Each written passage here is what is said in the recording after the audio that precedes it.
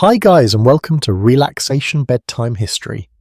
Tonight we step softly onto a shoreline that smells of salt smoke and restless ambition, where the water rocks gently against wooden hulls and every plank seems to whisper promises of gold. You arrive just before sunrise when the sky is still undecided, shifting between night and day, and the entire bay feels like it is holding its breath. Ships crowd the harbour in strange silence, some abandoned, some creaking. Faintly their crews long gone in pursuit of something glittering inland. You take a careful step forward, boots pressing into damp earth that has already been worn thin by thousands before you. And here is the truth delivered gently like a friend who does not want to ruin your mood too quickly. You probably will not survive this. Not comfortably at least. Not in the way you imagine. But you will step forward anyway because hope is louder than caution in a place like this. So before you get comfortable, take a moment to like the video and subscribe, but only if you genuinely enjoy what I do here. And if you feel like it, share your location and the time where you are right now. There is something quietly comforting about knowing where in the world you are listening from. Now dim the lights. You stand at the edge of the bay watching the faint light spread across the water. The surface shifts in slow ripples, reflecting pale streaks of early morning, and for a moment everything feels almost calm. It would be easy to imagine that this place is peaceful, that the stories of chaos and desperation have been exaggerated. But then you hear it, footsteps behind you, voices layered over one another, the soft clatter of crates, tools, and hurried decisions. San Francisco, if it can even be called a proper city yet, hums with a strange kind of energy. Not quite organized, not quite wild, something in between. A settlement stretched beyond its limits, trying to keep up with the sheer number of people pouring into it. It's widely accepted that in early 1849, San Francisco's population exploded from a quiet village of a few hundred into a booming settlement of tens of thousands within months. You can feel that growth under your feet in the uneven ground, in the hastily built structures leaning slightly as if unsure of their own balance. Nothing here feels permanent. Everything feels borrowed. You shift your weights and glance toward the ships again. Many sit idle. Their sails slack, their decks empty. Some have been left entirely crews, walking away the moment they heard whispers of gold in the rivers beyond the hills. It is a curious sight, almost surreal, as if the sea itself has been forgotten. A small, almost amusing detail slips into your awareness. Some of these abandoned ships will not simply rot in the water. They will be dragged, repurposed, turned into warehouses, hotels, even void the jails. In a place this desperate for space, even a ship can become a building if you're willing to ignore the fact that it was never meant to stand still. You take a slow breath. The air is cool but not clean. It carries the scent of damp wood, coal, smoke, sweat, and something metallic that lingers at the back of your throat. It is not unpleasant exactly, but it is heavy. A reminder that this place is working hard even before the sun fully rises. A man passes you, shoulders hunched under the weight of a pack that looks far too heavy. His boots drag slightly, leaving shallow marks in the mud. He does not look at you. Few people do. Everyone seems to be moving with a purpose, even if that purpose is simply not to fall behind. You wonder briefly how many of them will actually find gold. Historians still argue whether the majority of those who arrived during the gold rush ever made any real profit from mining itself. Some estimates suggest that only a small fraction struck anything resembling wealth, while many others spent more than they ever earned. But that thought does not stay with you for long. It slips away, replaced by something quieter. Determination, or perhaps stubbornness. You adjust the strap on your shoulder, feeling the rough fabric press into your skin. Already you're aware of the weight you carry. Not just the tools and supplies, but the expectation that you will somehow turn this journey into something worthwhile. The light grows a little stronger. You notice more details now. Tents stretched between posts, wooden walkways laid unevenly over mud. Makeshift signs offering food tools information, though the accuracy of that information is always a small gamble. A cart rattles past its wheels, complaining loudly with each turn. There is a rhythm to it all, even in the disorder. Step, pause, lift, carry. You begin to walk not quickly but steadily, letting yourself blend into the movement around you. Each step feels like a small commitment, a quiet agreement that you are truly here now, not just passing through, not just observing, participating. A faint conversation drifts toward you as you pass two men standing near a stack of crates.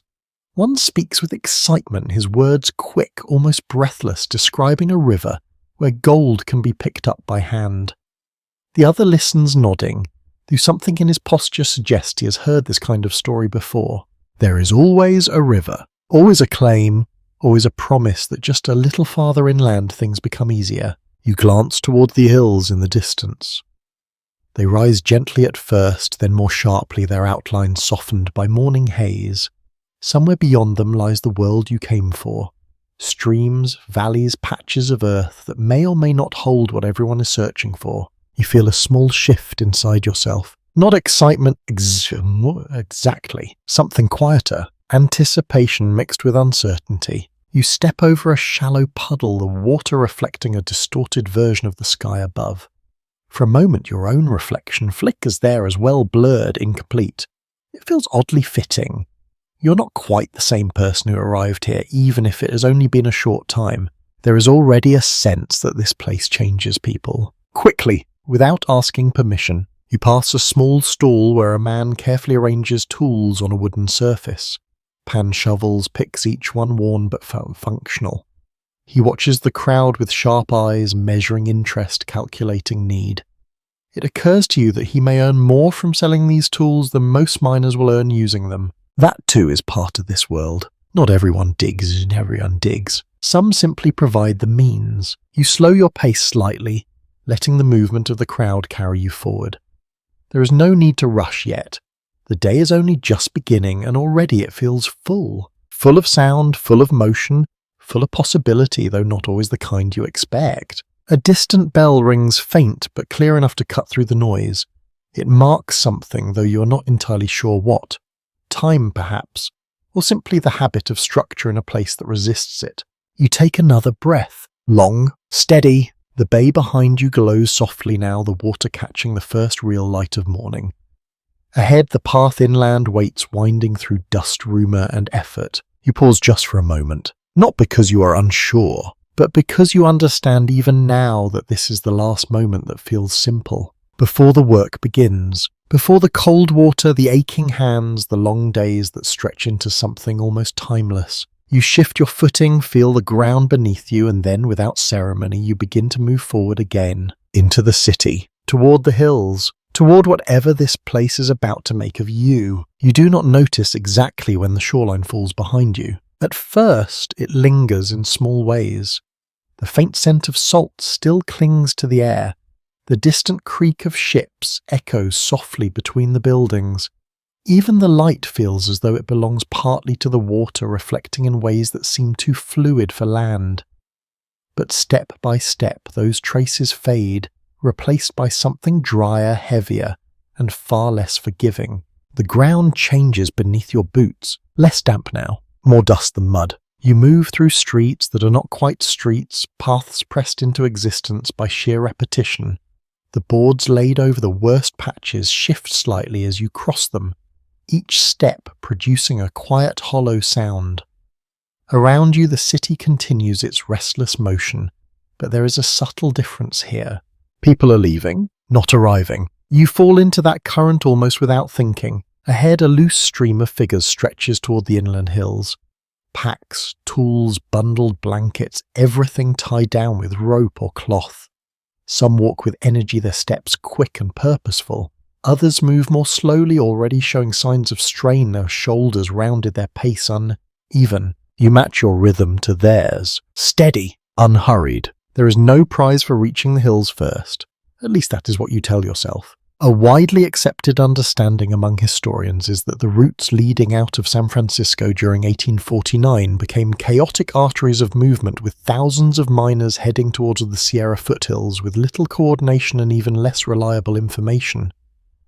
You can feel that uncertainty now, not as a dramatic realization, but as a quiet undercurrent. No one seems entirely sure where they're going, only that they must go. A man to your left adjusts the strap of a heavy sack, muttering something under his breath.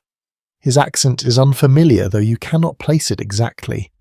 Behind you, two others argue softly about directions, one insisting that a certain river lies just beyond the next ridge, the other shaking his head with growing frustration. You wonder how many different versions of the same map exist in this place. How many confident voices are simply guessing? You continue forward, the buildings thinning gradually.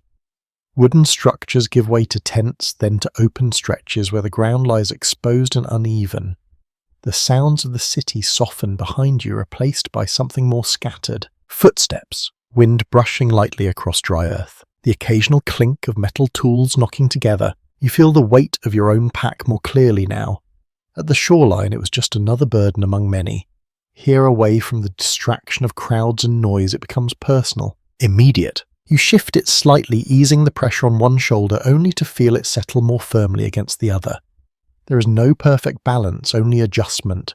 A small, almost ironic detail comes to mind. Many newcomers believed they needed elaborate mining equipment to succeed, yet early prospectors often relied on simple tools like pans, shovels, and basic wooden devices. The complexity came later. Right now, what matters is not sophistication, but endurance. You flex your fingers briefly. They feel fine, for now. The path begins to rise gently, the ground tilting upwards in a way that is almost polite at first. You barely notice the incline until your breathing shifts, becoming just slightly deeper, just slightly more deliberate. Around you, the line of travelers stretches and compresses, people slowing, stopping, adjusting loads, then moving again. It is not a smooth flow.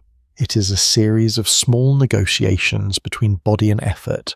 You pass a man sitting on a rock, his pack resting beside him. He stares at the ground unmoving, as if trying to decide whether to continue or turn back. No one stops, not out of cruelty, but because everyone is having a similar conversation with themselves. You keep walking. The sun rises higher, though it remains soft, filtered through a thin veil of morning haze. The light touches the hills ahead, revealing more detail now. Dry grass, scattered trees, slopes that look manageable from a distance but promise something more demanding up close. You hear laughter ahead. It catches you off guard. A small group walks together, sharing some story that seems to lighten their steps. One gestures animatedly, nearly losing his balance before recovering with a grin. For a moment, the tension eases.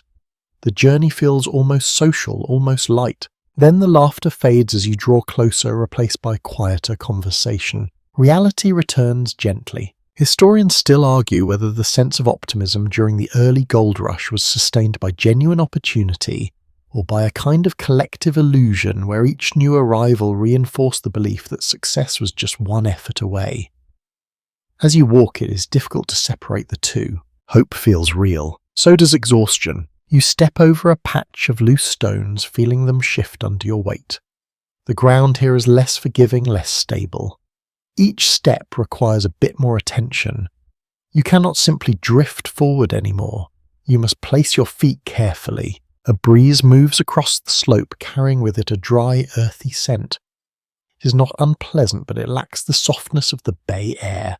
This is a working landscape, or perhaps a landscape about to be worked very hard. You notice a wagon ahead, pulled slowly by a tired-looking mule. The wheels creak loudly, each rotation sounding like a complaint. The man guiding it walks alongside, one hand resting on the wooden frame, as if to reassure both himself and the animal. You wonder how far he plans to take it. How long before the path becomes too narrow, too steep, too uncertain for wheels? You adjust your pace again, letting a small gap form between you and the group ahead. There is a quiet comfort in having a bit of space, in being able to hear your own footsteps without them blending completely into the rhythm of others. Step, step, breath. The simplicity of it is almost calming. You begin to notice the small details more clearly now. The way the light catches on the edges of rocks, the faint tracks left by those who passed before you. The occasional scrap of cloth or broken tool left behind, small evidence of the journey's cost. Not everything makes it to the destination. Not everyone does either, though that thought stays at the edge of your awareness, never quite settling fully. You take a sip from your canteen, the water cool but already tasting slightly of the container that holds it. It refreshes you, but only briefly. This is not the kind of thirst that disappears easily. You lower it and continue. The city is now mostly behind you, reduced to a distant presence rather than an immediate reality. Ahead, the hills rise more clearly, their shapes defined by a light and shadow. They do not look welcoming, but they do not need to. They only need to contain something worth the effort. You feel a quiet shift inside yourself again. Less anticipation. More focus. The journey has begun in earnest, and already it asks something of you. Not dramatically, not all at once, but steadily, consistently. You take another step, then another, letting the rhythm carry you forward. Around you, others do the same, each person wrapped in their own thoughts, their own expectations, their own private calculations of risk and reward. No one says it out loud, but everyone is wondering the same thing. Will it be enough? You do not answer. You simply keep walking. The road narrows without warning, not into a clear path, but into something more uncertain where footsteps scatter instead of a line. You notice it first in the way people begin to spread out, no longer forming a steady line, but drifting into smaller clusters, each choosing slightly different ground to walk on. The land feels less guided here, less shaped by repetition. You slow for a moment, adjusting the strap across your shoulder again. The weight has changed, or perhaps you have. At the bay, your pack felt like preparation. Now it feels like a decision you must carry with every step. The fabric presses into your collarbone, firm and persistent. You shift it slightly, but the relief is brief. There is no perfect position, only temporary comfort. You glance down at what you carry. A pan dull but serviceable. A shovel, its edge worn but strong. A small bundle of food wrapped carefully as if order alone might make it last longer. Clothing thicker than you would prefer, but necessary for nights you have not yet experienced. It is commonly acknowledged that many miners in 1849 carried between 30 to 50 pounds of gear into the interior, often underestimating how quickly fatigue would set in. You begin to understand that now, not as a number, but as a slow accumulation of effort. Your steps remain steady, but heavier. You flex your fingers again, more deliberately this time. They respond, though there is a faint stiffness that was not there before. Nothing alarming, just a quiet reminder that your body is already adapting, or perhaps resisting. A man passes you on the right, moving faster, his pack smaller but tightly secured. He walks with a certain sharpness, as if speed alone might give him an advantage. You watch him for a moment as he moves ahead, then disappears behind a rise in the ground. You wonder how long that pace can last. Not long, you suspect. You continue at your own rhythm. Step, breath, step. The ground shifts beneath you again, becoming uneven in a way that demands attention. Small rocks press through the thin soles of your boots, reminding you with each step that this is not a place designed for ease. You adjust your footing instinctively, choosing flatter patches when you can, though they are not always available. The sun climbs higher, the light grows clearer. With it, the landscape reveals more detail than before. Dry grasses that whisper faintly when the wind passes through them, low shrubs clinging stubbornly to the soil, occasional trees spaced irregularly offering small patches of shade that feel more valuable than they should. You move toward one of those shaded spots without fully deciding to. When you reach it, you pause just briefly, letting the absence of direct sunlight settle over you. It feels different. Not cooler, exactly, but softer. You take a slow breath, then another. A small curious detail comes to mind as you stand there. Some miners, overwhelmed by the journey, discarded tools and supplies along the way, lightening their load at the cost of preparedness.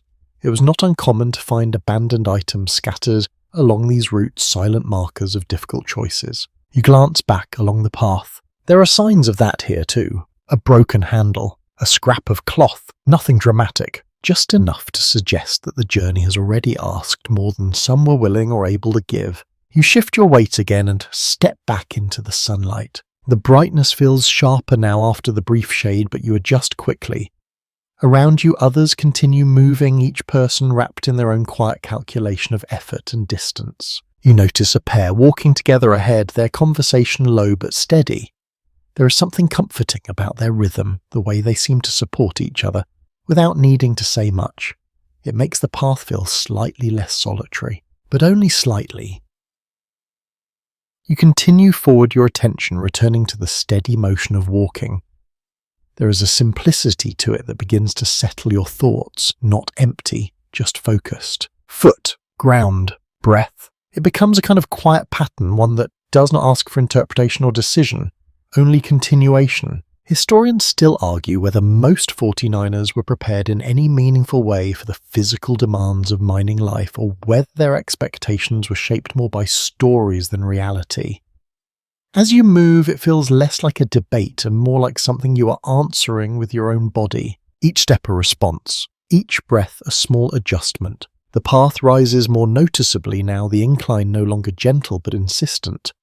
Your breathing deepens, not dramatically, but enough that you become aware of it. The pack presses more firmly against your back, as if gravity itself has grown heavier. You lean forward slightly. It helps. A little. You pass another traveller. This one moving slowly, his steps, careful, deliberate. His boots are worn, the leather creased, in ways that suggest they have already seen too much use. He nods briefly as you pass, a small acknowledgement that requires no words. You return the gesture. There is a quiet understanding here. No need for introductions. No need for explanation. Everyone is here for the same reason, even if the details differ. You reach a small rise and pause again, not out of hesitation, but because the view shifts just enough to draw your attention. The land stretches ahead in uneven layers, hills folding into one another, their surfaces marked by faint paths and scattered movement. Somewhere out there lies the work you came for. Not clearly marked, not guaranteed, just present. You take a sip of water again, smaller this time, aware now that what you carry must last. The liquid settles into you, offering a brief sense of renewal that fades almost as quickly as it arrives. You lower the canteen, close it carefully. Every small action begins to matter more. You adjust your grip on the strap once more, then release it, letting the pack settle where it will.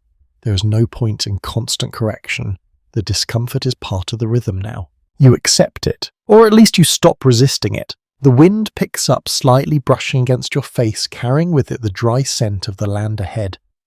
It feels different from the air near the bay, less layered, more direct. You step forward again. The path continues. Not clearly, not easily, but steadily. And so do you. The first sound you notice is not voices, it is water. Not loud, not rushing, but constant, a soft, persistent movement that threads through the air long before you see its source. It draws you forward almost without effort, like a quiet promise that something real exists beyond the long walk. You crest a low ridge, and there it is. The diggings. At first, the scene does not match what you imagined. There is no shining field, no obvious treasure waiting beneath the sun. Instead, the land looks unsettled, as if it has been disturbed by something large and restless. The hillsides are scarred with shallow cuts and uneven trenches. Patches of earth have been turned over again and again, their surfaces raw and exposed. And everywhere people, more than you expected. They line the creek in loose rows, crouched low, bending, lifting, washing. Some stand knee-deep in the water, their trousers darkened and heavy. Others kneel at the edges, hands moving in steady practice motions. A few work farther back, digging into the banks, sending loose soil sliding toward the stream. You stop without realizing it, just for a moment, taking it in. The air feels different here, thicker though not from humidity. It carries the scent of wet soil, sweat, wood smoke, and something faintly metallic that lingers just beneath everything else. The ground beneath your boots is softer, damp in places, packed hard in others, where countless footsteps have pressed it flat. You step forward again, slowly, carefully. No one greets you, no one stops. A commonly accepted observation is that early mining camps operated without formal structure, relying instead on unspoken routines that newcomers had to learn by watching rather than being told. You feel that immediately. There are no signs explaining what to do, no clear boundaries marking where one person's effort ends and another's begins. Only movement, only repetition. You move closer to the creek, your steps quieter now, as if the place itself asks for a certain kind of attention, The water runs shallow but steady, its surface broken constantly by pans dipping in and out, by hands sifting by small stones being tossed aside. A man nearby lifts his pan, tilts it slightly, and shakes it with a practiced motion. The water swirls, carrying lighter sediment over the edge while heavier material settles at the bottom. He leans in, eyes narrowing, searching for something small enough to miss if you blink at the wrong moment. You watch, longer than you intend to. There is a rhythm to it. Dip, swirl, tilt, pause, repeat. It's almost calming in a way that feels unexpected, not easy, never easy, but steady. A lesser-known detail, often mentioned in personal accounts, is how quickly newcomers realised that gold rarely appeared in dramatic chunks. More often it revealed itself as fine dust or tiny flakes requiring patience rather than luck alone. As you observe that truth settles into you quietly, this is not a place of sudden discovery. It is a place of slow accumulation. You step closer to the water's edge, choosing a small gap where no one is currently working. The ground slopes gently downward and your boots sink slightly into the damp soil. You feel it give beneath your weight, soft but firm enough to hold you. You crouch, not fully, just enough to bring yourself closer to the surface. The water moves steadily in front of you, clear in some places, clouded in others where sediment has been disturbed. Small zines line the bottom, their shapes rounded by time, their colours muted under the shifting light. You reach down, letting your fingers touch the surface briefly. Cold, sharper than you expected. You pull your hand back instinctively, then pause as if surprised by your own reaction. You will need to get used to that. You glance around again, more carefully this time. There are differences in how people work. Some move quickly, almost impatiently, their motions abrupt. Others take their time, each action measured deliberate. A few seem almost still, as if they are listening as much as they are working. You wonder which approach is better. No one explains it. You will have to learn. There is a quiet tension in the air, though it is not aggressive. Not yet. It feels more like awareness. Each person knows the others are here for the same reason. Each understands that space matters, even if no formal lines divide it. You shift slightly, setting your pack down beside you. The relief is immediate, subtle but undeniable. Your shoulders loosen. Your breathing steadies. For a moment you simply remain there, crouched beside the creek, hands resting lightly on your knees, letting the weight leave you before taking on something new. A thoughtful observation found in various journals from the time suggests that many miners experienced a brief moment of stillness upon reaching the diggings, a pause where expectation met reality in a way that felt both grounding and uncertain. You feel that now, not disappointment. Not excitement, something in between. You pick up your pan. It feels heavier than it did before, though nothing about it has changed. Perhaps it is not the object itself, but what it now represents. You dip it into the water, slowly. The cold reaches your fingers again, this time more fully wrapping around your skin, pressing in. You hold steady, letting the pan fill with water and sediment, watching as the mixture settles into something thick and uneven. You lift it. Water drips from the edges. You hesitate, just for a second. Then you begin. A small movement, a gentle tilt. The water shifts, carrying lighter material toward the rim. You follow the motion, adjusting slightly, trying to mimic what you saw others doing. It feels awkward, at first. Uncertain, as if your hands have not yet learned the language of this place. But you continue. Swirl, tilt, pause, again. Around you the same rhythm repeats in countless variations, each person engaged in their own quiet attempt to find something that may or may not be there. No one rushes you, no one guides you. You are part of it now, whether you are ready or not. The water moves, the pan shifts, your hands begin to learn, and somewhere beneath it all, hidden in the weight of sand and stone, is the possibility that brought you here. You do not look up. Not yet. You stay with the motion, with the cold, with the slow, patient work that has only just begun. You remain crouched by the creek longer than you expect. At first, your attention stays fixed on the pan, on the careful motion of water and sediment shifting in slow circles. But gradually something else begins to press in around you. Not sound exactly, though there is plenty of it. Not movement, though the entire creek edge is alive with it. Awareness. a sense that this small patch of ground beneath your boots is not as simple as it appears. You pause your hands just for a moment and look up. The creek continues its steady flow unchanged by the number of people working along its edges, but the spaces between those people feel more defined now. Not marked by signs or fences, but by distance, posture, and the subtle way each person occupies their chosen spot. You begin to understand this is not empty land. It only looks that way at first glance. You rise slowly, water dripping from your pan, and step back from the edge. Your boots press into the damp soil, leaving shallow impressions that fill quickly with a thin sheen of water. You glance to your left, then to your right, trying to read what cannot be clearly stated. A man nearby shifts slightly, adjusting his position without looking at you directly.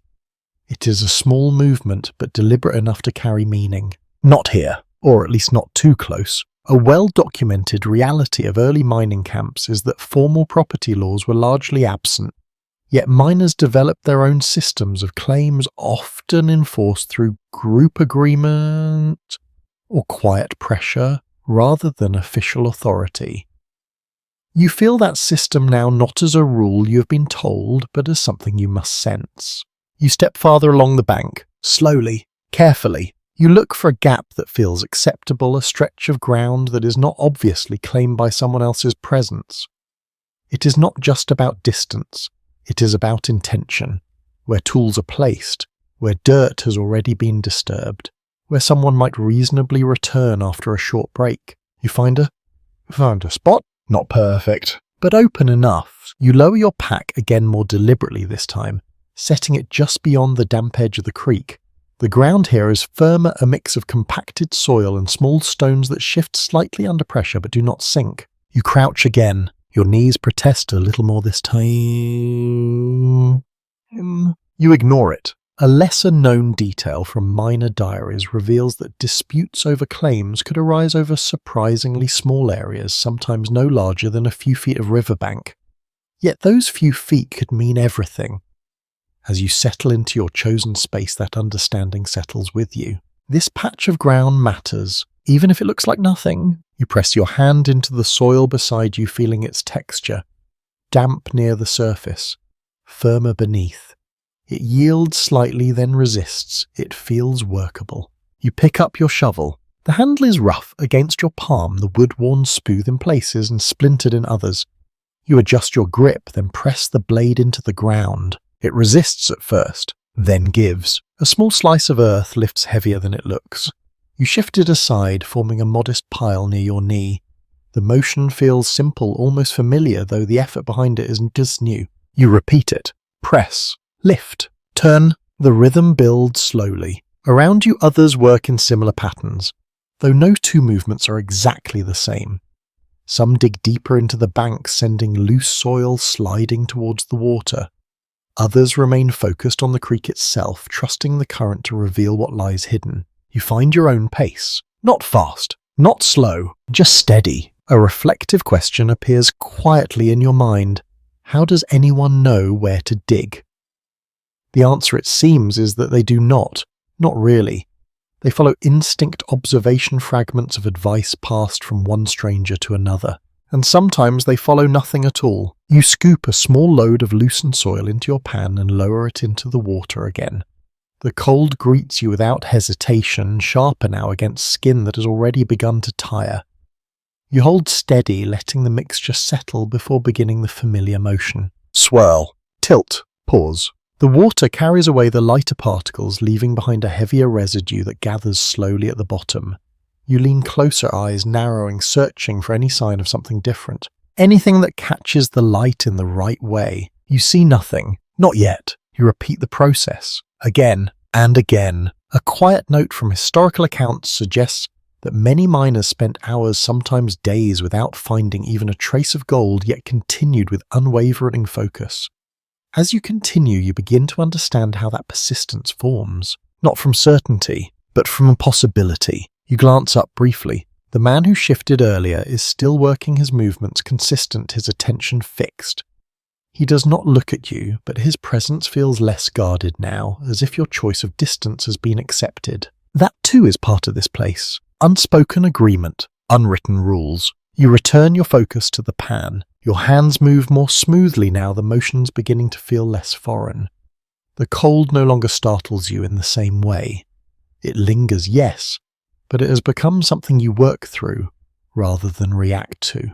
You tilt the pan again. Watch. Wait. There is a moment where the water clears just enough for the remaining sediment to settle into view. Fine grains, darker than the rest, gather along the edge. You lean closer. Your breath slows. There, something small. Something small. A flicker. You are not sure. It could be nothing. Just the way the light catches a wet surface. You adjust the angle slightly, letting a thin layer of water pass over the remaining material.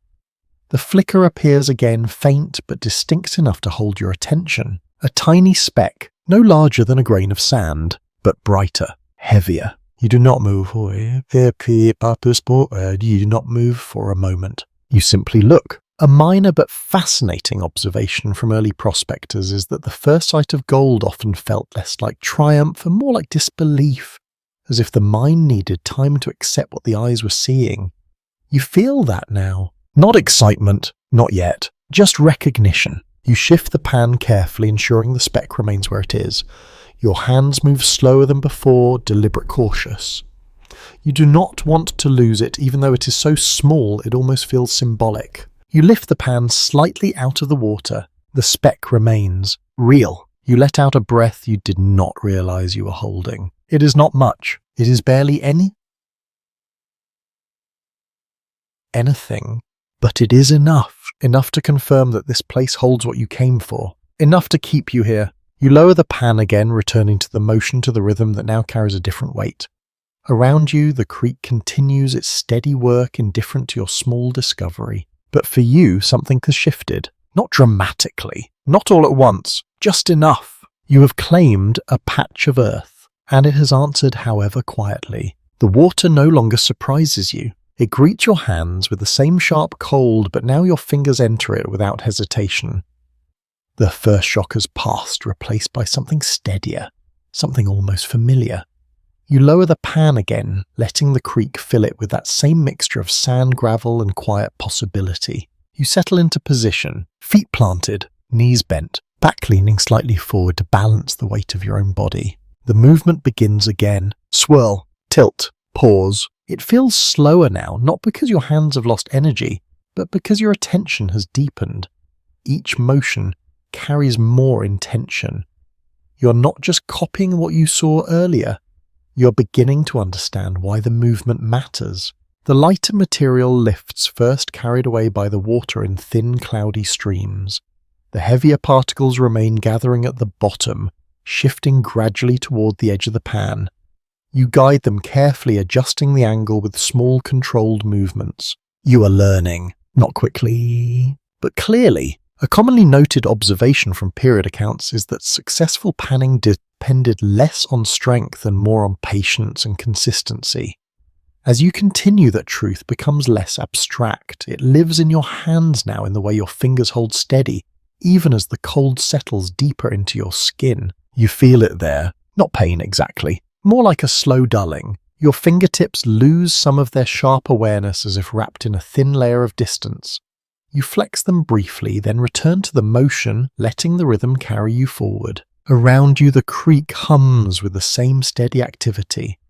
The sound of water blending with the soft scrape of metal against stone, the occasional splash, the low murmur of voices that never quite rise above the work itself. No one rushes. No one celebrates. The work is quiet, relentless. You dip the pan again this time, scooping from a slightly different spot. The soil here feels coarser, the small stones more pronounced. You lift it, let the water settle, and begin again. Swirl, tilt, pause. Your breathing matches the motion. In, out, steady. A lesser discussed detail from mining life is how quickly time begins to lose its usual structure. Without clear markers, hours stretch and compress in ways that feel almost indistinct. As you continue, you notice that shift beginning. You're no longer thinking in minutes. Only emotions, in cycles of water and sediment, in the slow repetition that fills the space where time used to sit. You glance up briefly. The sun has climbed higher, though you are not sure how much time has passed. The light is brighter now, casting sharper reflections across the surface of the creek. It makes the water harder to read, the shifting glare disguising what lies beneath. You narrow your eyes slightly, adjust, adapt. A man a short distance away stands up slowly, stretching his back with a quiet wince. He rolls his shoulders, then steps away from the water, shaking his hands as if trying to bring feeling back into them. You watch him for a moment, then return to your own work. You understand that? No. Motion now. You feel it building in your own body. The stiffness, the slow fatigue that settles not all at once but in layers. You shift your weight slightly, easing the pressure on your knees. The ground beneath you feels less stable than before, as if it has softened under the constant movement. You adjust your footing, pressing your boots more firmly into the soil. You continue. The pan dips again, fills, lifts. Your hands move with more confidence now, the hesitation of earlier replaced by a quiet efficiency. You are not fast, but you are steady and in this place that matters more. A thoughtful remark found in some personal journals suggests that many miners describe the act of panning as almost meditative despite the harsh conditions. As you work, you begin to understand that description. Not peaceful, but focused. Your thoughts narrow. The outside world fades slightly. There is only the water, the pan, the small shifting weight of what might remain. You tilt again, letting a thin layer of sediment slide away. The remaining material gathers into a darker band along the edge. You lean closer, examining it carefully. Nothing, or perhaps something too small to notice. You repeat the motion. Again. The repetition continues, each cycle blending into the next. Your shoulders begin to ache, a slow, steady discomfort that builds with each movement. Your lower back tightens, reminding you of the position you have held for longer than you intended. You ignore it. For now, you dip the pan deeper this time, scooping from beneath the surface layer. The material feels heavier, denser, as if it has been undisturbed for longer. You lift it with a slight effort, water dripping from the edges. Swirl, tilt, pause. The sediment shifts, slower, more resistant. You guide it carefully, adjusting your grip, keeping your movements controlled. The heavier particles begin to gather again, forming that familiar dark line. You watch closely. Your breath slows. There, a faint glint, then another. Small, barely visible. You hold the pan steady, letting the water clear just enough to reveal what remains. Tiny flecks catch the light, their brightness subtle but unmistakable now that you know what to look for. Not 1, 2, maybe 3. You do not count immediately. You simply look. A quiet acknowledgement settles in you. This is not luck in the dramatic sense. It is the result of motion, of repetition, of staying long enough for something to appear. A practical insight often noted by observers of the gold rush is that most miners earn their gold in small incremental amounts rather than sudden discoveries. As you lift the pan slightly, watching the flecks remain at the bottom, that idea becomes something you can feel. This is how it happens. Slowly, patiently. You let out a breath long and even. Your hands tremble slightly, though not from excitement, from effort, from the steady demand placed on muscles that are still adjusting to this kind of work. You lower the pan again, not wanting to lose the small pieces you have found. You rinse it gently, guiding the water with careful movements until only the heaviest material remains. The flecks stay, real, small, yours. You sit back slightly, shifting your weight off your knees. The relief is immediate, though brief. Your body reminds you quickly that rest is temporary here. You flex your fingers again. They respond more slowly now, heavier, but still capable. You glance around once more. The creek continues, unchanged. Each person working within their own small space, repeating the same motions, chasing the same quiet possibility. You return your focus to the pan, to the water, to the rhythm that now feels less like something you are learning and more like something you're becoming part of. The cold remains, the effort remains, but so does the small, steady reward. And for now, that is enough to keep your hands moving. The light begins to soften before you expect it. Not suddenly, not in any dramatic way, but in a gradual shift that you notice only after it has already begun. The sharp brightness of midday eases into something warmer, more forgiving. Shadows stretch slightly longer across the uneven ground, and the surface of the creek reflects a gentler glow. You lift your hands from the water, slowly. They feel heavier now, not just from the cold, but from repetition. The skin along your fingers has tightened, faintly wrinkled from hours of immersion. When you flex them, the movement is still there but slower, as if each joint needs a moment to remember its purpose. You sit back fully this time. The ground is firm enough beneath you to hold your weight, though. Small stones press into your legs in ways that are not entirely comfortable. You do not move to adjust them immediately. Instead, you let yourself remain still. For the first time since you began working, you are not in motion. The absence of movement feels almost unfamiliar. You take a breath. Long, even, the air carries a mixture of scents that have grown more noticeable as the day has passed. Damp soil from the creek, smoke drifting faintly from somewhere behind you. The distant trace of cooking, though you cannot yet see where it comes from. It's enough to remind you that the day is shifting. Work is not ending, but it is changing. A pattern observed in many first-hand accounts is that mining camps developed a rhythm tied closely to daylight, with activity slowing as evening approached and attention turning towards shelter, food and rest. You feel that transition beginning now, not as a clear signal, but as a subtle easing. You glance around. Some miners continue without pause, their focus unchanged, as if the fading light does not concern them. Others begin to gather their tools, movement slower now, less urgent.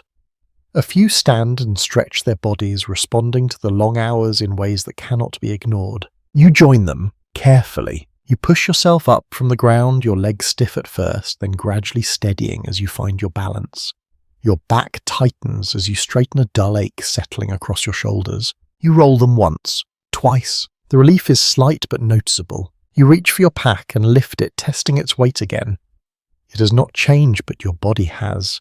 What felt manageable this morning now feels more substantial, more present.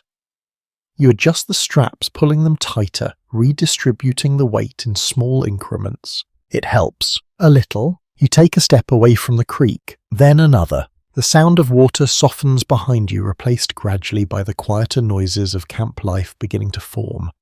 You follow the faint trail of smoke you noticed earlier, moving toward a cluster of tents and makeshift shelters set slightly back from the water. They appear gradually, canvas stretched over simple frames, wooden supports leaning at uncertain angles. A few structures that look more permanent, though, still improvise, their walls uneven, their roofs patched together from whatever materials could be found. You approach slowly. There is no clear entrance or this entrance. Just a defined boundary, just a shift in how space is used. A detail often mentioned in descriptions of early camps is how quickly they formed from whatever resources were available, with little uniformity and even less planning. Each shelter reflects the person who built it, their needs, their limitations, their creativity. You notice that now? No two are the same. Some are carefully arranged, their contents organized with visible effort. Others appear almost temporary, as if their occupants never fully intended to stay. You choose a small open space near the edge of the cluster, not too close to others, not too far. You lower your pack onto the ground and begin to work. Your movements are slower now, but more deliberate. You unroll your canvas, spreading it across the uneven surface. Small strands press upward beneath it, creating subtle ridges. You smooth them as best you can, though perfection is not possible here.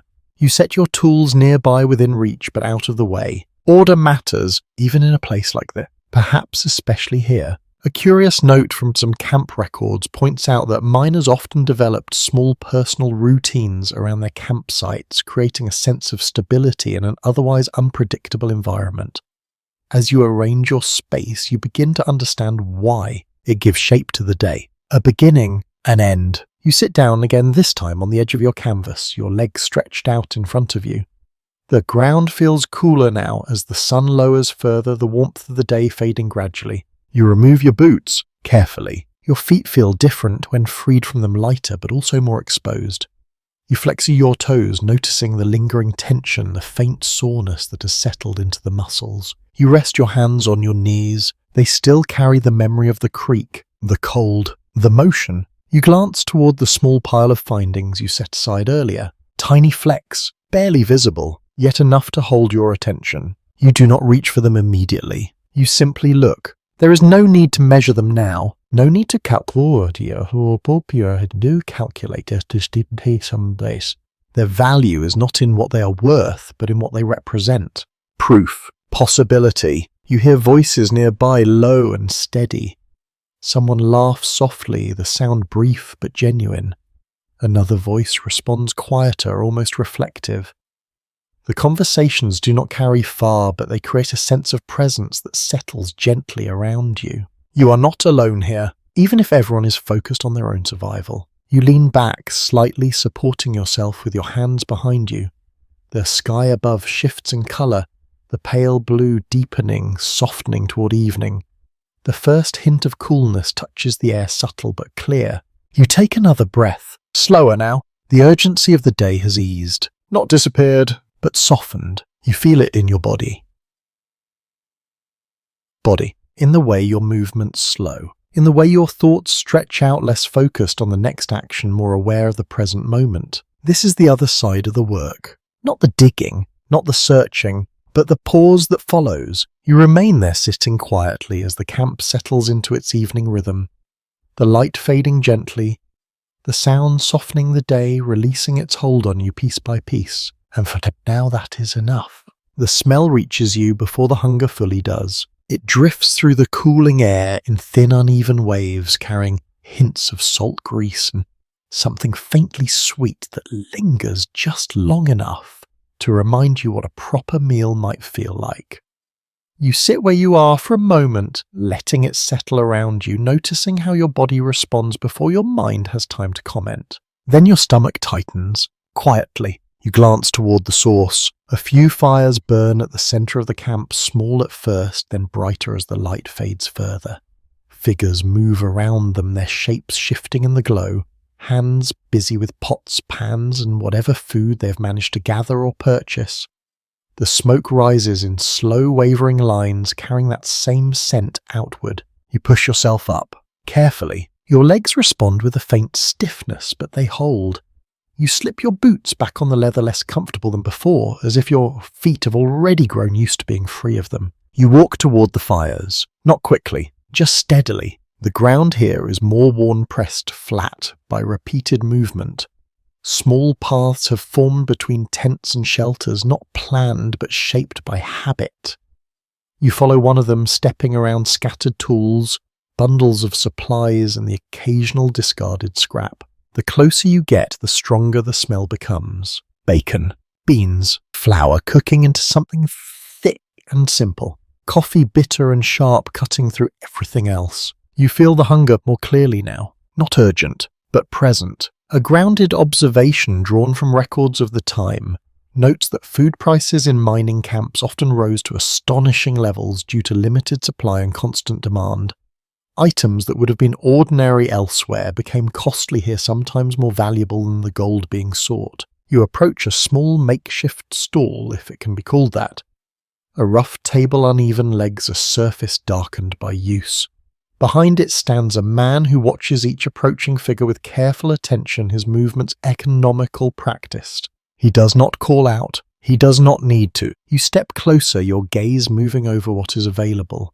A slab of cooked meat cut into thick pieces, a pot of beans simmering slowly, small rounds of bread, dense and slightly uneven. You ask the price. His answer is calm, matter of fact, and higher than you expected. You hesitate, only briefly. A curious detail mentioned in several first-hand accounts is that many miners, despite knowing the inflated costs, continued to spend heavily on food because the physical labour demanded constant energy.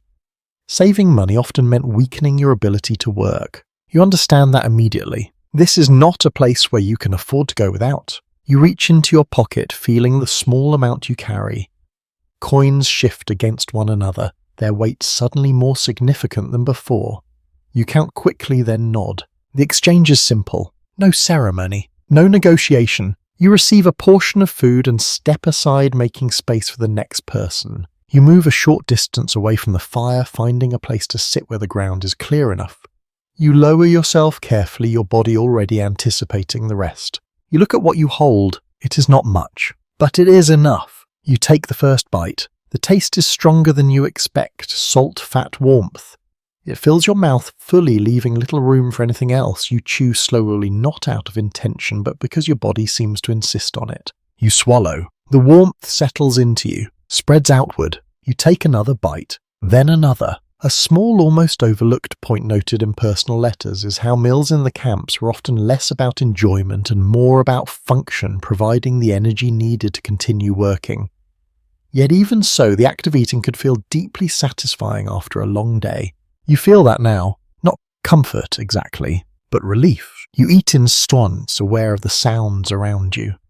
The crackle of fire, the low murmur of voices, the occasional clink of metal against metal. No one speaks loudly, no one draws attention. The camp does not quiet completely, it simply softens. You finish the last of your food and sit for a moment longer, letting the sensation settle. Your hands rest loosely in your lap, no longer gripping tools, no longer submerged in cold water. They feel different, tired, but steadier. You reach for your canteen and take a small drink, the water now slightly warmer than before, but still welcome. You close it carefully and set it beside you. You glance back toward the stall. More people gather there now, each repeating the same quiet exchange. Coins passed, food received. No one lingers longer than necessary. A reflective question appears in your thoughts. Who truly benefits here? It's a question without a simple answer. Some dig, some sell, some provide services that others cannot do without, and all of it forms a kind of balance, uneven but persistent. A thoughtful interpretation found in studies of the gold rush suggests that many of the most reliable profits came not from mining but from supplying those who mined. As you sit there watching the steady flow of transactions, that idea feels less like theory and more like something visible. You shift slightly, easing the pressure on your legs. The fire's warmth reaches you now, soft but noticeable against the cooling air. It contrasts with the memory of the creek, the cold that still lingers faintly in your hands. You hold both sensations at once. Warmth, cold, effort, rest. The day has taken something from you, but it has also given something back. You look down at your hands again. They are no longer clean, not that they ever were, but now they carry the marks of work in a way that feels more permanent. The fine lines of dirt, the faint redness from the water, the subtle stiffness that does not fully leave. You flex your fingers once more. They respond, slower, but certain. You take a breath, long, even. Around you the camp continues its quiet transition into night. The fires burn a little brighter as the sky darkens. The voices soften further, blending into a low, steady presence that feels almost like a background hum. You remain where you are for a moment longer, not moving, not thinking too far ahead, just sitting within the space you now occupy, a part of the camp, a part of the rhythm. And as the last light of the day fades, you begin to understand that survival here is not only about what you find in the ground, it is about how you endure everything around it. The fire burns lower as the night settles in. Not extinguished, just quieter, its light no longer competing with the sky but working alongside it. Above you darkness spreads slowly, revealing a scattering of stars that grow clearer with each passing moment. They feel distant, almost detached from the world below, as if they belong to a calmer place entirely. You sit where you are, letting the warmth reach you in gentle waves. Around you the camp does not sleep. It changes. Voices shift in tone, becoming softer, more measured. Conversations stretch out, no longer shaped by urgency, but by reflection. Laughter appears, occasionally brief and low, like something shared rather than announced. You notice the variety more clearly now, not just in the shelters or tools, but in the people themselves. A man across the fire speaks in a language you do not understand, his words flowing smoothly. His hands move in slightly as he talks. Beside him another listens, nodding occasionally, though it is unclear how much of the meaning is shared. Nearby, two others speak with accents that carry traces of different regions, their phrasing uneven but functional. They manage to communicate not perfectly, but enough. You listen without stirring, without interrupting. This place gathers people in a way that feels unusual, even by the standards of a growing settlement. A widely recognized aspect of the gold rush is that it drew individuals from across the world, creating one of the most diverse populations in North America at the time. As you sit among them, that reality becomes something you can hear, not just something you know. Languages overlap, customs blend, expectations shift. You adjust your position slightly, turning your body toward the fire, letting the heat reach your front more fully. Your back cools in contrast to the air brushing lightly against your shoulders. You hold that balance, warmth and coolness, light and shadow. A man lowers himself onto a nearby crate, his movements slow but deliberate. He sets down a small bundle and begins to unwrap it, revealing what looks like dried food carefully preserved. He eats quietly, each motion controlled, as if mindful of how long his supply must last. You watch briefly, then look away. There is a shared understanding here. Everyone notices, few comment. A small intriguing detail appears in your thoughts. Some groups of miners formed loose communities based on shared language or origin, pooling resources and offering support to one another. It was not universal, but where it happened, it often made survival slightly more manageable. You begin to see hints of that now. Clusters within the larger camp, subtle, unspoken. You hear a chiffle, shift out, two voices sharper than the rest. Not loud, but edged with tension. You glance in that direction without turning your head fully. The words are not clear, but the posture is. One man leans forward slightly, his shoulders tight. The other remains still, his gaze steady, his hands resting at his sides.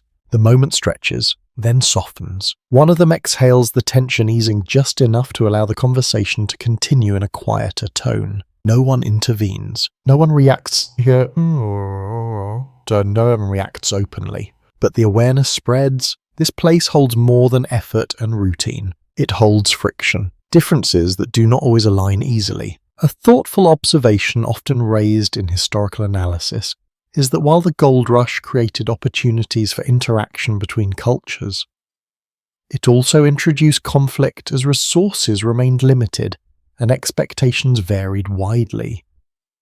Sitting here, you feel that complexity without needing it explained. It exists in the space between words. You shift your gaze upward again. The stars have multiplied, or perhaps your eyes have adjusted. Either way, they feel closer now, more defined against the deepening sky. For a moment, your thoughts drift away from the camp, away from the work towards something quieter, something distant. You let it happen. Briefly, then the sounds around you draw you back. A pot being moved, a low conversation, the steady crackle of wood giving way to heat. You lean forward slightly, extending your hands toward the fire again. The warmth reaches your fingers, softening the stiffness that has settled there. It does not remove it completely, but it eases it enough to feel the difference. You flex them, slowly. They respond, a little more easily now. You lower your hands and rest them on your knees. Your posture relaxed but not fully at ease. The ground beneath you remains uneven, the small stones pressing into your legs in ways that remind you where you are. You do not adjust them. Not yet. A reflective question passes quietly through your mind. How long can this continue? The work, the effort, the uncertainty. There is no answer. Not tonight. You glance around once more. Faces lit by firelight, their expressions softened by shadow. Some focused inward, others engaged in quiet conversation. A few already reclined near their shelters, eyes closed, or nearly so, their bodies surrendering to the fatigue of the day. You feel that fatigue now. More clearly, it settles into your shoulders, your back, your hands. Not overwhelming, just present, persistent. You shift your weight again, preparing to stand. Your legs respond with a slight delay, then hold as you rise. You take a moment to steady yourself, then turn back toward your small space at the edge of the camp. The fire remains behind you, its light fading gradually as you move away. The ground feels cooler here, quieter. You reach your canvas and lower yourself onto it once more, this time with less resistance from your body. The effort of the day has worn away the hesitation that came earlier. You lie back, carefully. The surface beneath you is uneven, but you adjust, finding a position that works well enough. You rest your head on your bundled pack, using it as a makeshift support. Above you the sky opens fully. Clear, deep. The stars remain steady and distant. You take a slow breath, then another. The sounds of the camp reach you as a softened layer. now no longer immediate, no longer demanding your attention. They exist at the edge of your awareness enough to remind you that you are not alone, but not enough to keep you alert. You feel the day settling out of you, not all at once, but gradually. Your hands rest at your sides, no longer holding tools, no longer guiding motion. They feel heavier now, as if the memory of their work still lingers within them. You close your eyes briefly, then open them again. The stars remain, unchanged, and for a moment, that steadiness feels like something you can hold on to. Even here, even now. You wake before the light fully returns. Not suddenly, not sharply, but in that slow, drifting way where sleep loosens its hold little by little. Your eyes remain closed at first, your body still as if unsure whether it is ready to begin again. The ground beneath you feels firm, unchanged, carrying the faint memory of where each stone pressed into your back during the night. You take a breath. The air is cooler now, cleaner. For a moment, the camp is quieter than you have heard it before. Then the sounds begin. A soft movement nearby, fabric shifting, someone stepping carefully across uneven ground, a low cough quickly subdued. The day does not start all at once. It gathers itself piece by piece just as you do. You open your eyes. The sky above is pale, the first light spreading thinly across it, not yet strong enough to define everything clearly. The shapes around you appear softened edges, blurred slightly by the early hour. You remain still, just for a moment. Then you shift, pushing yourself up slowly. Your body responds with a familiar stiffness, though it feels less surprising now. Your shoulders tighten, your back protests briefly, then settles as you adjust your posture. You sit upright. Your hands rest loosely in your lap. They feel different this morning, not fresh, but ready. You flex your fingers once, then again. The motion is steady, controlled, as if they have already accepted what the day will ask of them. A commonly observed pattern in camp life is that miners often rose with first light, maximizing the hours available for work before darkness returned. There was no strict schedule, no bell to mark the beginning, but the rhythm of daylight guided everything. You feel that pull now, quiet, persistent. You reach for your boots and slide them on the leather cool against your skin. You tighten them carefully, ensuring they sit properly before standing. Your balance returns quickly, your legs steady despite the lingering fatigue. Around you, others begin to move more openly now. Figures emerge from tents, from blankets, from small shelters built close to the ground. Some stretch, some walk directly toward the creek without pause. Others remain where they are, taking a few extra moments before committing to the day. You watch briefly, then you reach for your tools. The pan feels familiar in your hands now, its weight no longer uncertain. The shovel rests easily against your shoulder as you lift it, the motion smoother than it was the day before. You step away from your resting place. The ground feels cool beneath your boots, the dampness of early morning still lingering in patches where the sun has not yet reached. The air carries a faint stillness, as if the camp has not yet fully remembered its noise. You walk toward the creek. The path is easier to follow, now shaped clearly by yesterday's movement.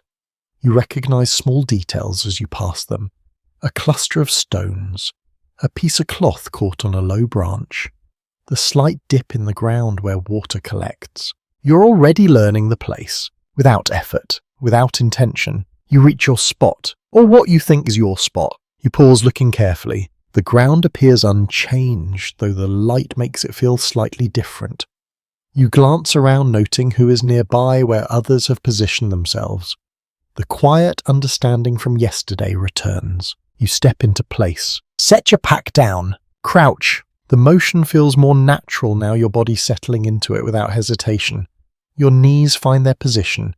Your feet adjust automatically, your balance aligning with the slope of the bank. You pick up the pan, dip it into the water.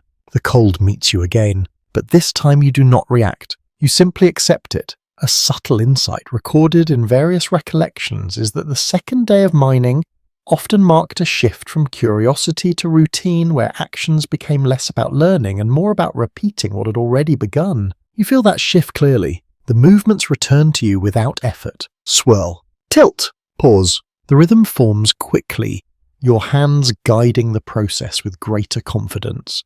You no longer watch others to confirm what you are doing. You rely on your own motion. The water carries away the lighter sediment just as before. The heavier material settles, forming that familiar dark line along the edge of the pan. You lean closer, examining it with steady attention. Nothing yet. You continue. Around you, the creek fills with activity once more. The quiet of early morning fades, gradually replaced by the layered sounds of work, water moving, tools shifting, voices beginning to rise though still kept low. You remain focused. The repetition continues. Time begins to blur again, though more gently than before. You are aware of it, but not concerned by it. The work fills the space where time might otherwise demand attention. You dip the pan again, lift, swirl, tilt. Your shoulders begin to warm, the stiffness easing as your body adjusts to the motion. Your breathing settles into a steady pattern, matching the pace of your hands. A lesser highlighted detail from camp life is how quickly small efficiencies develop, each miner refining their technique in subtle ways to conserve energy and improve results. You notice that happening now. Your movements are smaller, more precise. You waste less effort. You tilt the pan slightly differently this time, guiding the water more carefully along one edge. The sediment responds, shifting in a controlled flow rather than scattering unevenly. You watch closely. The remaining material gathers. Dark, dense. You lean in. A faint glint appears, then another. You do not react immediately. You have seen this before, but still there is a quiet acknowledgement. You adjust the angle. Let the water pass once more. The flecks remain small, bright, real. You hold the pan steady, allowing yourself a moment to observe without rushing. The light catches them differently now in the morning, softer but clear enough to confirm what you're seeing. Not many, but enough. You exhale slowly. The motion continues. You are no longer searching for proof. You are gathering, piece by piece. You lower the pan again, continuing the process without interruption. The rhythm carries you forward, the work unfolding in the same steady pattern. Around you, others do the same, each within their own space, each following their own quiet method. The creek flows. The day unfolds. And you move within it, no longer uncertain, no longer observing from the outside. You are part of the work now, fully, without hesitation. The day settles into its rhythm before you notice it happening. Not because anything changes dramatically, but because nothing needs to. Your hands continue their steady motion. Your breathing remains even, and the creek carries on with quiet persistence. The work does not ask for variety. It asks for consistency, and yet something shifts. Not in the water, not in your hands, in the space around you. You hear it first, a sharper tone cutting through the usual low murmur. Not loud enough to draw everyone's attention, but different enough to stand out. You pause your motion slightly, just enough to listen without turning. Voices, 2 of them, close. You glance up. A few yards downstream, 2 men stand facing each other. Their bodies are still but not relaxed. One holds his pan at his side, the other grips a shovel loosely, though not in a way that suggests immediate threat. Just tension, the kind that sits quietly before deciding what to become. You return your gaze to your pan. You continue working, but your awareness stays with them. This is not unusual here. A frequently noted reality of early mining camps is that formal law enforcement was scarce, leaving disputes to be handled locally, often through informal agreements or group intervention. You've heard this already in fragments of conversation in the way people carry themselves. Now you see it. The man with the shovel speaks again, his voice low but firm. The other responds, his tone tighter, more controlled. You cannot make out the exact words, but the meaning feels clear enough. Space, boundaries, claims. You shift slightly, adjusting your position, not to move away, but to avoid drawing attention. The last thing you want is to become part of something that does not involve you. The creek continues to flow, unconcerned. You dip your pan again, swirl, tilt, pause. Your hands move as they have learned to, but your focus is divided now. Part of you remains with the work. Another part listens, watches, measures.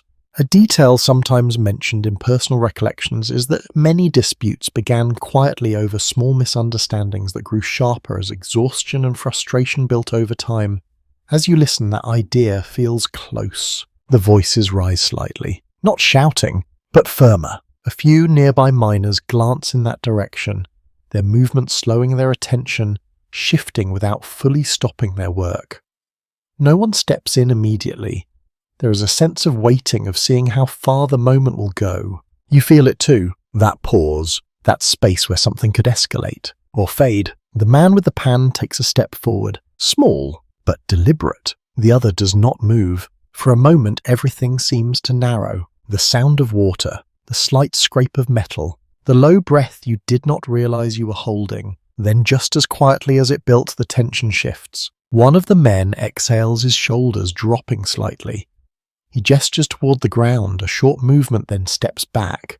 The other remains still for a second longer, then nods once. It is enough. The moment passes, not resolved in any formal sense, but settled. For now, you release your breath slowly. Your hands continue their motion, the rhythm returning fully as your attention settles back into the work. Around you, the others do the same, the brief disruption folding back into the larger pattern of the day. This is how it happens here, not through rules written down, but through moments like this, a balance maintained, not perfect, but persistently. You tilt your pan again, letting the water carry away the lighter sediment. The remaining material gathers as it always does, forming that familiar line at the edge. You lean closer, your focus sharpening once more. The work continues, uninterrupted. A reflective point raised in some historical discussions suggests that mining camps often developed their own systems of order shaped by necessity rather than authority. As you resume your full attention, that idea feels less distant. It is here, in the way people watch, in the way they wait, in the way they step in only when needed. You dip the pan again, lift, swirl, tilt. Your shoulders ache slightly more now, the repetition building its quiet toll. Your lower back tightens as you shift your weight, adjusting your stance to ease the strain. You do it without thinking, your body already learning how to manage the effort. You glance up briefly. The two men have returned to their work. No further signs of conflict. Just motion. Just repetition. As if nothing happened. But something did. You understand that now. This place holds more than labor. It holds tension, agreement, uncertainty, all layered together. You return your focus fully to the pan. The water clears. The sediment settles. A faint glimmer appears near the edge. Small, but there. You guide it carefully, adjusting the angle, letting the lighter material slip away. The fleck remains joined by another, then a third barely visible unless you look closely. You do. You always do now. You feel a quiet steadiness settle in you. Not excitement, not urgency, just recognition. This is the work. This is the place. You lift the pan slightly, examining what remains. The flecks catch the light briefly, then dull as the angle shifts. You lower it again, continuing the process without pause. Around you the creek moves on. The camp breathes. The balance holds, for now, and you remain within it. Your hands moving, your attention steady, your place in this shifting world becoming just a little more defined with each passing moment. The weather changes without asking. You notice it first in the air, not in the sky. A faint heaviness settles in, subtle but present, as if the space around you has thickened just enough to be felt. The breeze that moved lightly across the creek earlier has slowed, leaving the air still in a way that feels almost watchful. You pause your hands. Look up. The sky has shifted. Clouds gather. Where there were none before, their edges soft but growing, layering over one another in a slow, deliberate spread. The light dulls slightly, losing its sharpness, becoming more diffused. You return your gaze to the pan. Continue. Swirl. Tilt. Pause. The work does not stop for weather, but your awareness of it grows. A grounded observation found in accounts of mining life notes that sudden changes in weather could disrupt entire days of work, turning manageable ground into unstable mud and clear water into clouded currents. As you continue, you begin to understand how quickly conditions can shift. A drop lands on your hand. Light. Cold. You do not react immediately. Then another. Then more. The surface of the creek responds first, small circles forming where each drop touches down, spreading outward before dissolving into the current. The sound follows, soft at first, then building gradually into a steady pattern. Rain. You keep working. For a moment, The water in your pan becomes harder to read disturbed, not only by your motion but by the falling drops that break its surface unpredictably. The sediment shifts unevenly, the careful balance you had found becoming less reliable. You adjust, tilt slightly more, move slower. It helps, but only a little. Around you others begin to react. Some stand stepping back from the creek, shielding their tools as best they can. Others continue stubborn or hopeful, unwilling to lose even a short stretch of time. You hesitate, just briefly. Then you continue as well. The rain strengthens, not heavy, but steady. The ground beneath you softens quickly, the firm surface giving way to something more unstable. Your boots sink slightly with each shift of your weight, the soil clinging faintly as you move. You feel it change beneath you, less certain. You scoop another pan of sediment, lift it, begin the motion again. The water is cooler now, the rain feeding into it, lowering its temperature just enough to notice. Your fingers, already dulled from hours of work, feel the difference as a deeper chill. You hold steady, swirl, tilt, pause. The result is unclear. The sediment refuses to settle cleanly, the rain disrupting the delicate separation you rely on. You lean closer, trying to read what remains, but the surface never fully clears. You exhale slowly. This is not working. A lesser emphasized but important detail from mining life is how weather could dictate productivity, with rain often halting effective panning by disturbing both water clarity and ground stability. You feel that limitation now, not as an abstract idea, but as a practical barrier. You lower the pan. Wait, try again. The result is the same. You sit back slightly, the rain tapping steadily against your shoulders, your arms, your hands. It is not uncomfortable in the immediate sense, but it carries a quiet persistence that suggests it will not pass quickly. You glance around. More miners are stepping away now, moving toward their camps, gathering tools, covering what they can. A few remain, but even they begin to slow their movements, less certain. You push yourself up, carefully. Your boots sink deeper now as you stand the ground, giving way more easily. You pull them free with a slight effort, feeling the suction of wet soil release reluctantly. You lift your pack, heavier now.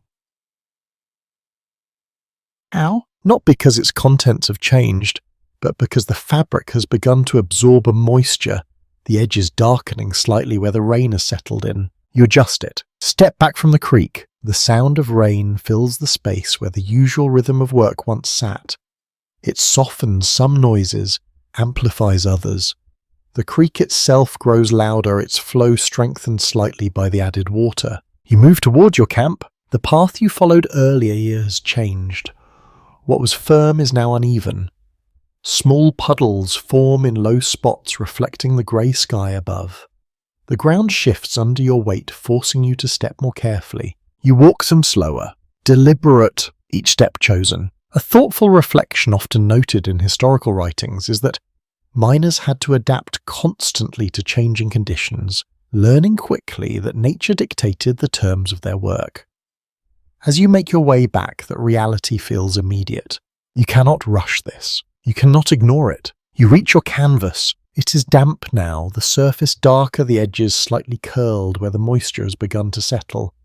You set your pack down and adjust the covering, pulling it tighter, creating what little protection you can. You sit, then shift, then sit again, finding a position that keeps you as dry as possible. The rain continues. Steady, unbroken. You pull your coat closer around you, the fabric offering some resistance, though not complete.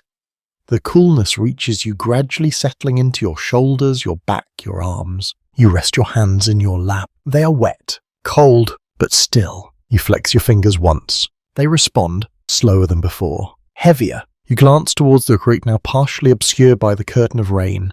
The figures that remain there are fewer. Their movements reduce, their forms blurred slightly by distance and weather. The work has paused, not ended, just interrupted. A small human detail often mentioned in diaries is how moments like this forced miners into stillness, giving them time to reflect whether they wanted to or not.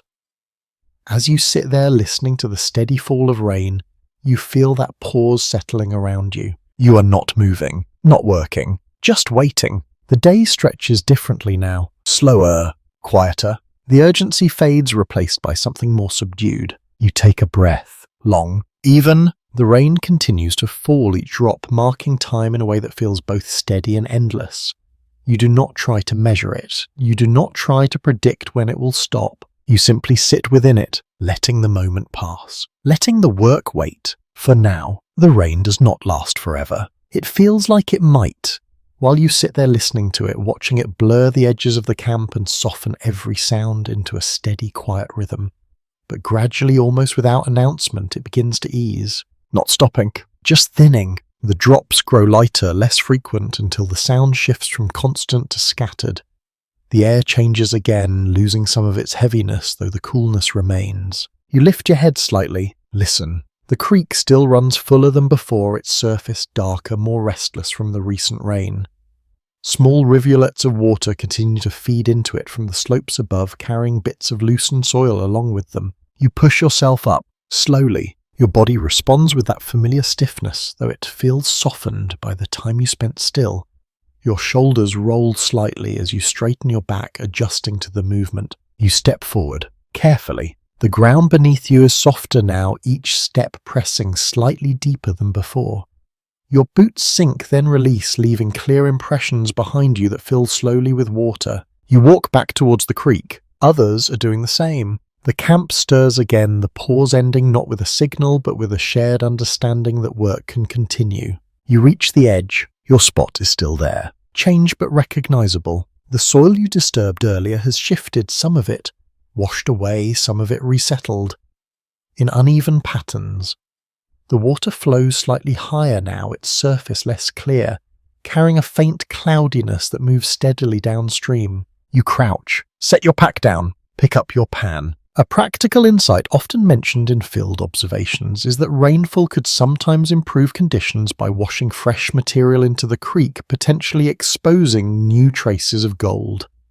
As you look at the altered ground, that possibility settles into your thoughts. You dip the pan into the water. It feels colder now, or perhaps your hands have cooled during the break. You hold steady, let it fill, then begin. Swirl, tilt, pause. The sediment behaves differently, heavier in some ways, more mixed in others. You adjust your motion slower at first, letting the material settle into a pattern you can read. The water clears in brief moments, though not as cleanly as before. You lean closer. Watch. The darker particles gather again along the edge, forming that familiar line. You guide them carefully, your movements smaller, more controlled. There is a quiet focus in you now. Less so was less curiosity. More intent. A passing note found in some minor recollections suggests that experienced prospectors often paid close attention to changes after rain, believing that shifts in the ground could reveal opportunities that were not visible before. You test that idea now, not as belief, but as practice. You tilt the pan slightly more. Let the water carry away another layer. The sediment thins. The darker band tightens. You watch closely.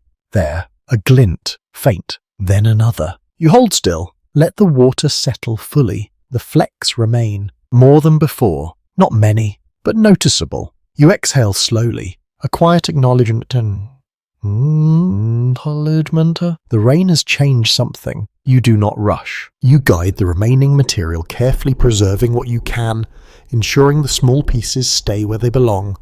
Your hands move with a steadiness that feels earned, not forced. You lower the pan slightly, letting a thin stream of water pass through it. The flecks hold, real, bright. You feel a subtle shift inside you. Not excitement, not relief, something quieter, confirmation. You continue. Dip, lift, swirl, tilt. The rhythm resumes fully, your body slipping back into it as if the interruption never happened. Around you, others do the same, each returning to their own method, their own pace. The creek fills again with motion, with the sound, with effort. You glance briefly to your sostur. A man nearby works with a rocker, its wooden frame moving back and forth as he feeds sediment into it. The motion is steady, mechanical in its repetition, producing a different kind of rhythm from your own. A small interesting detail recorded in descriptions of mining techniques is that devices like rockers and long toms were introduced to process larger amounts of material, offering an advantage over simple panning for those who could manage them. You watch for a moment, then return to your work. Your method is simpler, slower, but yours. You dip the pan again, drawing from a slightly different area where the soil appears darker, heavier. The water carries the mixture into your pan and you begin the motion once more. Swirl, tilt, pause. Your shoulders tighten slightly as the work continues, the repetition building again in your muscles. Your lower back reminds you of its presence, a steady ache that does not fade, only settles. You adjust your position, shift your weight, continue. A reflective idea found in later analyses suggests that persistence rather than sudden luck defined most mining experiences. As you move through each cycle, that idea feels less like a conclusion and more like something unfolding in real time. You are not searching for a moment. You are building it, piece by piece. You tilt the pan again. The sediment clears. A few more flecks appear. Small, consistent. You gather them with care, your movements precise, your attention steady. The light catches them briefly, then softens as the angle shifts. You sit back slightly, easing the pressure on your knees. The creek continues its steady flow, unchanged by your small successes. The camp moves around you, each person engaged in their own effort, their own quiet calculation. You look down at what you have gathered. It is still small, still measured in flecks, but it is more than before. You take a breath, long, even. The rain has passed. The work continues, and you remain within it. Your place becoming clearer, your understanding deeper, your hands moving with a confidence that did not exist when you first arrived. Not because the work has become easier, but because you have. The sound reaches you before the shape does. A steady clacking wood against wood, repeated with a rhythm that feels almost mechanical. It cuts through the softer sounds of the creek, not louder but more defined. You pause your motion for a moment, letting your hands rest at the edge of the pan, and turn slightly toward it. There, a little farther along the bank, a group of men working together, not crouched, not still, moving in a coordinated pattern that feels different from the solitary rhythm you've grown used to. You watch. One feeds gravel and soil into a long wooden trough. Another pours water steadily from above, guiding it down the length of the structure. A third stands at the far end, watching closely, adjusting small barriers set inside the trough that catch heavier material as the water carries everything else away. The movement repeats over and over, with purpose. A widely documented shift during the gold rush was the gradual move from individual panning toward more efficient systems like rockers and long toms, which allowed miners to process greater volumes of material in less time. As you observe, that transition becomes visible in a way that feels immediate. They are not working harder. They are working differently. You return your gaze to your pan. The contrast is clear. Your movements are small, precise, focused on a limited amount of material at a time. Theirs are larger, continuous, built around flow rather than detail. You dip your pan again, swirl, tilt, pause. The rhythm feels the same, but something in your thinking shifts. You glance back at the group. Their work produces more sound, more motion, more visible progress. Sediment moves through their system in steady streams, the water carrying away what is not needed, leaving behind what might be. You wonder, not whether it works, but whether it works better. A lesser discussed aspect of mining life is how quickly techniques spread through observation rather than instruction. Few formal lessons existed. Instead, miners learned by watching one another, adapting methods based on what seemed effective. You are doing that now, without fully deciding to. You tilt the pan again. Watch. A few flecks remain. Small, consistent. You know this process. You understand its pace. You also understand its limits. You sit back slightly, resting your hands on your knees. The decision forms slowly, not as a clear plan, more like a question that stays long enough to matter. Could you do that? Could you build something more? You look around. Others have noticed the group as well. Some watch openly, others glance only briefly before returning to their own work. There is no single reaction. Curiosity, skepticism, interest, all present. You push yourself up slowly, your legs responding with that familiar stiffness. You leave your pan at your spot, stepping carefully along the bank toward the sound. The ground remains damp from the earlier rain, softer underfoot though, more stable now than it was before. You move deliberately, avoiding the areas where water still pools. As you approach, the details become clearer. The trough is longer than it first appeared, supported by rough wooden frames that hold it at a slight angle. Inside, small ridges interrupt the flow, catching heavier particles as water and sediment pass over them. The men working it move with practiced coordination. One feeds, one pours, one watches. No wasted motion, no hesitation. A practical note found in descriptions of mining equipment explains that long toms could process significantly more material than individual panning, but required cooperation and a steady water supply to function effectively. You see both of those requirements here: people, water, structure. You stop a short distance away, not close enough to interrupt, but near enough to observe without strain. One of the men glances at you briefly, then returns to his task. There is no invitation, but no dismissal either. Just acknowledgement. You watch the material move through the trough. It enters as a mixture of soil, gravel, and small stones. It leaves as something different, lighter, reduced. The heavier elements remain caught along the ridges, collected carefully by the man at the end. You notice his hands, steady, focused. He checks the trapped material, periodically clearing it, setting aside what holds value. You recognize that motion. Different method. Same goal. A thoughtful interpretation sometimes raised in historical discussions is that the introduction of such tools marked the beginning of a shift toward more organized mining efforts, where collaboration became as important as individual labor. You feel that shift here. It is not just about working, it is about working together. You remain there for a moment longer, watching the cycle repeat. Then you turn back. Not quickly, not reluctantly. Just with a quiet understanding, you return to your spot, lower yourself back into position. Pick up your pan. The weight feels the same, but your awareness has changed. You dip it into the water again. Swirl, tilt, pause. The rhythm resumes, but it carries a new layer now. You are no longer only working, you are comparing, considering, measuring your effort against what you have seen. You adjust your motion, slightly experimenting with how the water moves through the pan.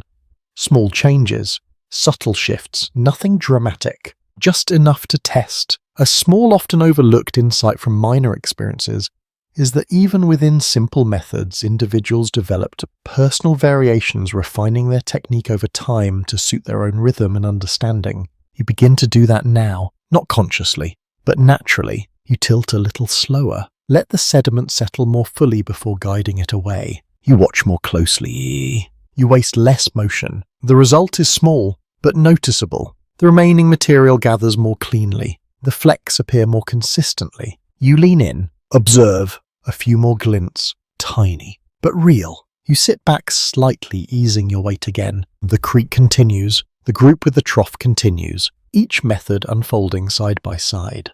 Different approaches, same purpose. You take a breath, long, even. You're still working alone, for now. But the idea of something else has entered your thoughts. Not urgent, not immediate, but present. You lower the pan again, return to the rhythm, and carry that possibility with you as quietly as the water moving through your hands. The light fades more slowly than the work. You notice it as your hands begin to lose their steadiness, not from lack of skill, but from the quiet accumulation of effort. The creek still moves with the same patient rhythm, but your body no longer matches it as easily. Each motion carries a little more weight than it did before. You dip the pan again. Swirl, tilt, pause. The process continues, but something inside you has shifted. Not your intention, not your focus, just the energy behind it. You sit back, rest your hands on your knees, let the motion stop for a moment. Around you, others begin to do the same. Not all at once, not in any coordinated way, but gradually like a tide pulling back. The sound of water remains, but the human rhythm softens, thinning as more people step away from the creek. You watch them. Some move toward camp without hesitation, tools gathered quickly, steps steady despite the long day. Others linger, finishing one last pan, one last scoop, as if reluctant to leave even a few moments behind. You understand that feeling? The idea that stopping too soon might mean missing something. You glance down at your pan, empty now, or nearly. You consider one more attempt, just one, a quiet temptation, A frequently noted pattern in mining life is how difficult it was for many to stop working, driven by the belief that the next pan could hold more than all the others combined. As you sit there, that thought feels close. You lift the pan, dip it once more. The water is colder now, the air cooling with a fading light. Your fingers respond more slowly, the earlier numbness returning deeper this time. Swirl, tilt, pause. You watch. The sediment clears. Nothing. Or nothing that matters. You exhale softly. Not disappointment. Just acceptance. You lower the pan and set it beside you. The day is done. For now. You push yourself up your legs slower to respond your balance, taking a moment to settle. You reach for your pack, lifting it with a small effort, then turning back toward camp. The path feels familiar now. Worn. Known. You walk it without needing to think about where to place your feet.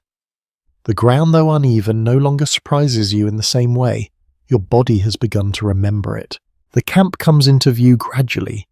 The fires already lit their glow, warmer against the deepening blue of the evening sky. The smell of food reaches you again, though it feels less urgent now, your earlier meal still present enough to keep hunger at a distance. You move closer. The sounds are louder here. Not chaotic, just fuller. Voices overlap, rising slightly as the day's work gives way to something more social. Laughter appears more often now, though still controlled, still shaped by the fatigue that sits beneath everything. You find a place near one of the fires. Sit. The warmth reaches you quickly, easing the coolness that has settled into your hands and arms. You extend your fingers toward it, letting the heat work slowly through them. They respond gradually as you can... You glance around. A group nearby has gathered closer than the others, their voices animated, their gestures wider. Something is being told. A story, perhaps. You listen, not directly. Just enough to catch fragments. A man describing a find, larger than usual, enough to change something. The others react, some with interest, some with quiet skepticism. A small but telling detail recorded in many accounts is how stories of sudden success spread quickly through camps, often growing with each retelling. As you listen, you can almost feel that process happening in real time. The find becomes larger. The effort becomes easier. The result becomes more certain. You do not interrupt. You do not question. You simply listen. There is something in the way the story is told that draws people in. Not because it is confirmed, but because it is possible. You glance down at your own small collection. The flecks you gathered. Modest. Consistent. Real. They sit quietly in your possession, unchanged by the story unfolding nearby. You feel a contrast between what is told and what is held. A reflective idea often discussed in historical writing is how the gold rush was shaped as much by stories and expectations as by actual discoveries. Sitting here, you understand that in a way that does not need explanation. The story offers something, hope, possibility, but your hands offer something else, proof, small, but certain. You lean back slightly, resting your weight more comfortably. The fire crackles softly, sending small bursts of light upward that fade quickly into the darkening sky. The stars begin to appear again, faint at first, then clearer as the last of the daylight slips away. The voices continue. The story grows. You remain quiet, listening, not because you believe every word, but because you understand why it is told. A man across the fire shakes his head slightly. A small smile on his face, as if he has heard similar stories before. Another leans forward, eyes focused as if already imagining where he might search tomorrow. You see both reactions. Both make sense. You lower your gaze again, your hands resting loosely in your lap. They feel heavier now, not just from the work, but from the day itself. You flex your fingers once more. They respond, slow, but steady. You take a breath, long, even. The fire warms your front, the night cools your back, the camp settles into its evening rhythm once more, and you sit within it holding what you have found, listening to what others claim to have found and understanding that somewhere between the two lies the truth of this place. Not in a single moment, but in the quiet accumulation of many. The night lingers longer than you expect, not because time slows, but because your body does not fully settle into rest all at once. You lie on your canvas, eyes closed, listening to the soft murmur of the camp as it gradually quiets. The fire nearby fades to a low glow, its warmth no longer reaching you as strongly, leaving the cool air to settle gently across your skin. You drift, not fully asleep, not fully awake. Somewhere in between, a voice rises briefly in the distance, then fades. A footstep passes near your shelter, careful, measured. The world does not stop, but it softens enough to let you rest within it. Eventually sleep takes you, and when you wake again, it is not to silence, it is to movement. The camp is already stirring. You open your eyes slowly, the light above you pale but growing. The sky holds that same early softness, though it feels slightly different today, clearer, drier. You sit up. Your body responds more easily this time, though the familiar stiffness remains. It has become part of the rhythm now, something expected rather than resisted. You take a breath. The air carries fewer traces of smoke this morning, the scent lighter, more open. It feels like a new day in a way that is subtle but real. You reach for your boots, pull them on, stand. Around you, others are already moving with quiet purpose. Some head directly toward the creek, tools in hand, their steps steady and familiar. Others remain near their shelters, organizing, preparing, or engaged in tasks that do not involve digging. You notice them more clearly now. The ones who do not mine. A woman hangs cloth carefully between two posts, her movements precise, practiced. Beside her, a small basin of water catches the early light as she rinses fabric. Her hands moving in a steady rhythm that mirrors the work at the creek, though for a different purpose. Nearby, another figure tends to a cooking area, arranging supplies, checking what remains, what must be used, what can be saved. A grounded observation drawn from historical records highlights that women in mining camps often played essential roles in maintaining daily life, providing services such as cooking, laundry, and lodging, which supported the broader mining effort. You watch for a moment. Their work is quieter, but no less important. You begin to understand that this place is not only shaped by those who dig into the earth, it is shaped by those who make it possible for others to continue. A small interesting detail mentioned in some personal accounts is that certain services like laundry or meal preparation could command high prices due to their necessity and the limited number of people willing or able to provide them. You glance at your own clothes. Dust, dampness, the faint stiffness from repeated wear. You make a quiet note of it, not urgent, but relevant. You pick up your tools, step toward the creek. The path feels easier, now your feet finding their way without hesitation. The ground has begun to dry slightly after yesterday's rain, though some areas remain soft, reminding you to stay aware. You reach your spot, or close enough. You set your pack down. Crouch. The motion is smoother today, more familiar. You pick up your pan. Dip it into the water. The cold meets you again, but it feels less intrusive now, as if your body has accepted it as part of the process. You begin. Swirl. Tilt.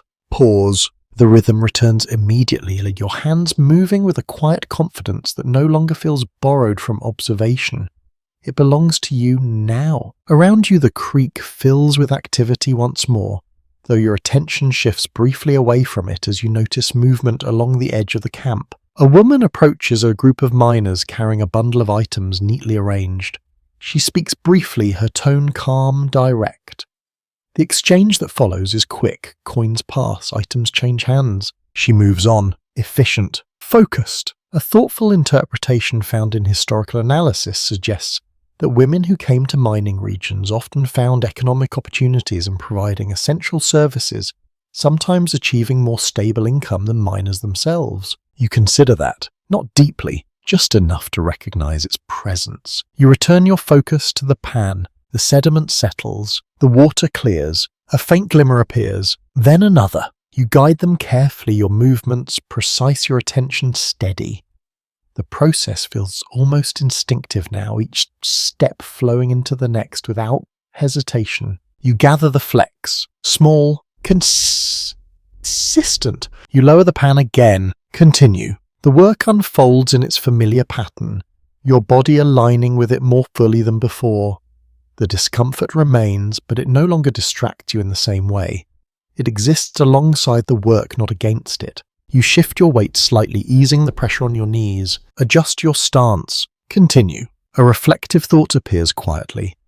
Not all labour here looks the same, not all effort leads to gold, yet all of it contributes to the life of the camp. You glance up again. The woman you noticed earlier moves farther along her presence, weaving through the camp in a way that feels purposeful and steady. Others follow similar patterns, each engaged in their own form of work.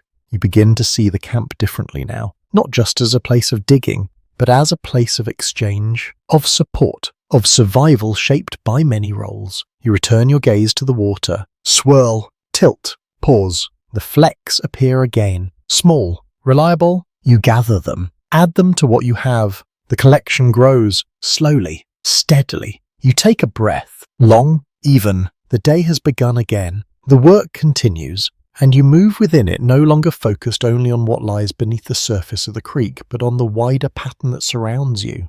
A place where every action, whether in water or by fear, carries its own quiet weight. The ground tells a different story when you stop looking only at the water. You notice it in the pauses between your movements, in the moments when your eyes lift just slightly from the pan and settle on the land around you.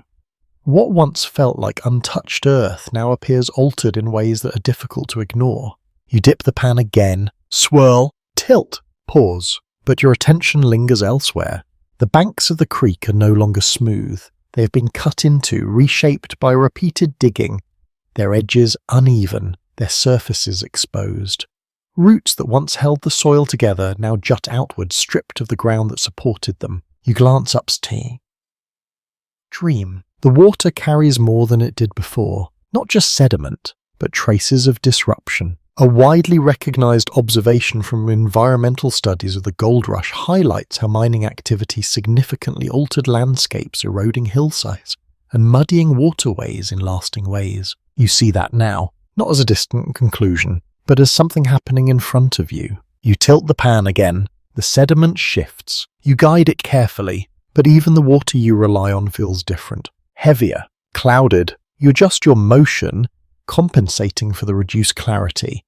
It takes longer now for the material to settle into something readable. You lean closer, narrowing your focus, relying more on patience than visibility. A small but telling detail appears in your thoughts. Some miners began to notice that areas worked heavily became less productive over time, and the easiest gold already removed, leaving behind ground that required more effort for less return. You feel that subtly. The flecks you gather remain, but they are not as frequent, not as easily found. You sit back slightly, easing the tension in your shoulders. Look around. The hills beyond the creek show similar signs.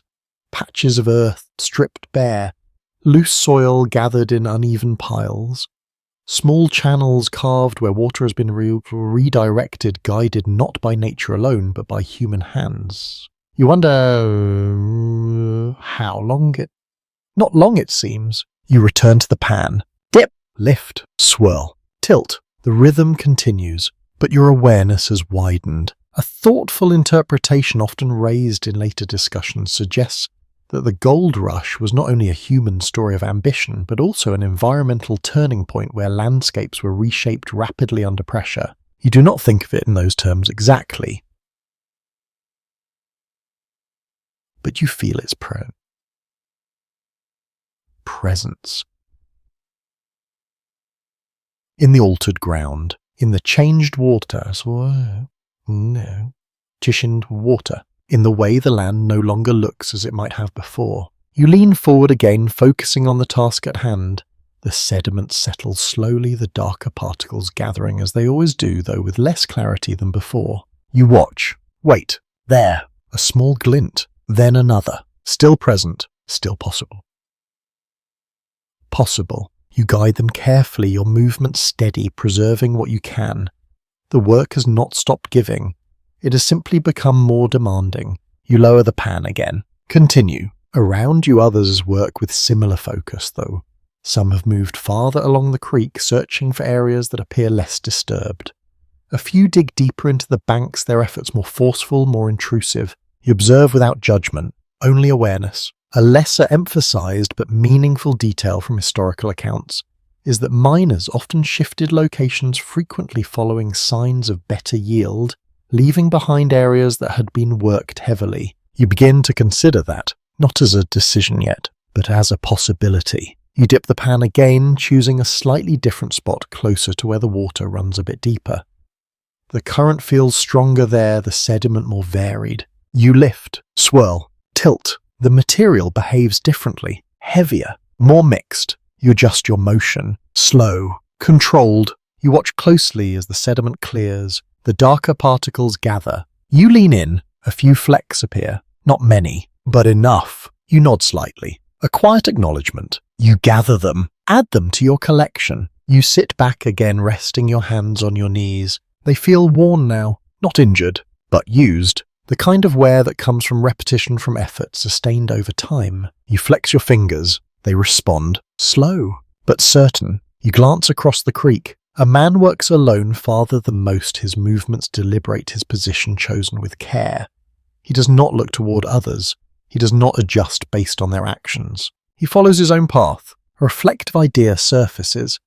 Not all success here comes from following the crowd.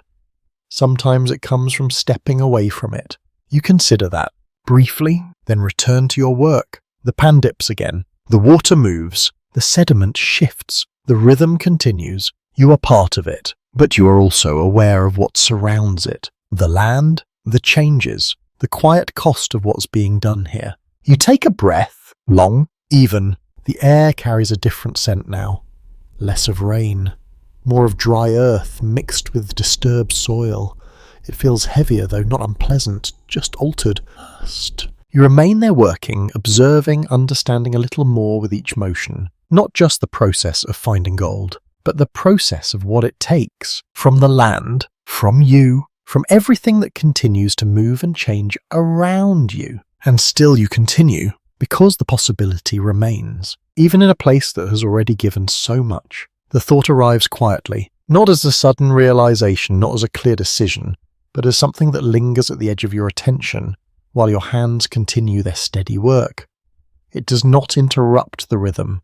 It moves alongside it. You dip the pan, swirl, tilt, pause. The motion continues as it always does, but your mind has begun to wander. You notice it in the way you look up more often now, your gaze drifting beyond the water, beyond the immediate space of your work.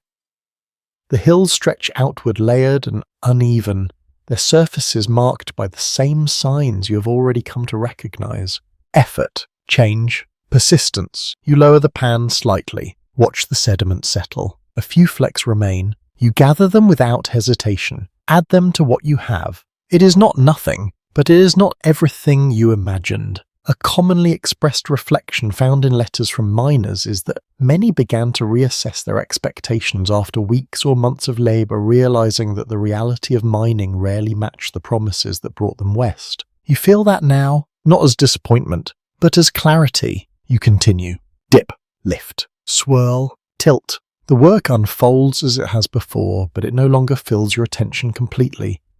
There is space now for other thoughts to move in, to settle, to stay. You think of the journey, the bay at sunrise, the weight of your pack, the first sight of the creek, each moment still clear, still present though, softened slightly by what has followed. You sit back, rest your hands on your knees. The ache in your shoulders is more familiar now, less sharp, more constant. It does not demand attention. It simply exists, a steady companion to the work. You take a breath, slow, even. Around you the camp continues its pattern. Some miners move with renewed energy, chasing new spots along the creek, their steps quicker, their movements more urgent.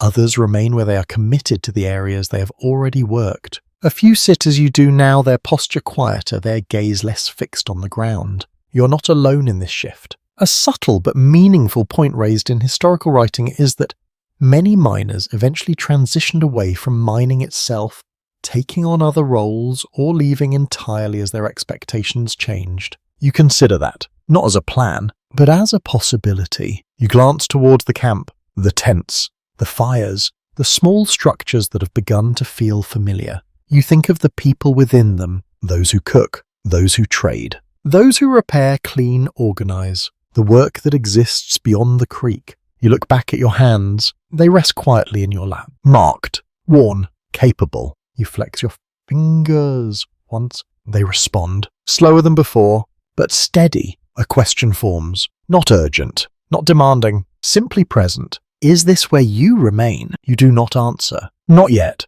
You pick up the pan again, dip it into the water. The cold meets you. Familiar. You begin, swirl, tilt, pause. The sediment shifts. The darker particles gather. You watch. A faint glint appears, then another. You guide them carefully, your movements precise, your attention returning fully for a moment.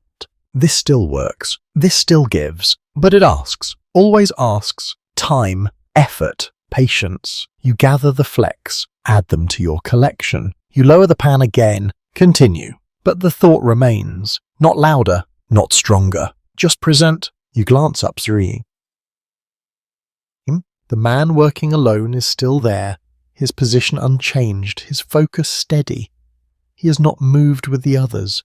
He has not followed the shifting flow of people along the creek. He has chosen something. You do not know what, but you see it, a quiet certainty. You look back at your own place, your spot, your tools, the small area of ground that has become familiar through repetition. You understand it. You know how it behaves, how the sediment settles, where the water runs slightly deeper. It has become yours in a way that does not require ownership. But still, the question remains. You sit back again, rest. The sun has moved higher, though you are not sure how long you've been working. Time continues to blur, though now it feels less like something you lose and more like something you release. You take a breath, long, even. The air feels warmer today, the dryness returning after the rain, though traces of moisture remain in the deeper soil. The scent of earth is still present, though lighter, less heavy than before. You remain still for a moment longer. Then you stand, slowly. Your body responds with that familiar stiffness, though it eases more quickly now. You adjust your balance, then step back from the creek. Not far, just enough for see. Or to see, to observe. The movement, the people, the patterns that repeat and shift at the same time. You hold your pan loosely at your side. You are still part of this, but you are also looking at it differently now, not only as a task, but as a choice. You take another breath, then step forward again, return to your place, lower yourself, pick up the pan, dip it into the water. The rhythm resumes, but something inside you has changed, not in what you do, but in how you see it. And that change stays with you quiet and steady as the work continues. The decision does not arrive all at once. It forms slowly like sediment settling at the bottom of your pan, gathering layer by layer until it becomes something you can no longer ignore.